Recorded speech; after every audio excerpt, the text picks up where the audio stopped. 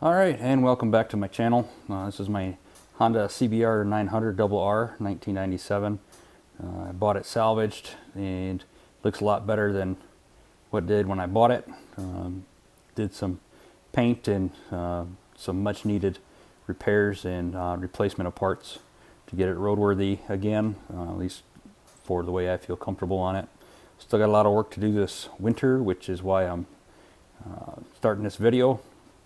Basically going to document everything I do this winter in like a little video series, so that way if anybody has the same bike or like type item and is planning on doing the same kind of repair, they at least have a possible reference for what to do if they're not sure on what they want to do.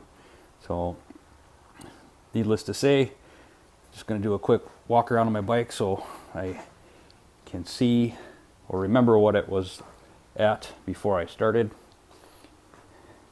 A little darker on this side, but then in the description below I'll include all the things that I've done to it so far as replacement or add-on parts or just repaired items. And that's pretty much it. Short and sweet, to the point. Again, thanks for visiting my channel. This is Will with Rock River Ryder. We'll see you in the next one.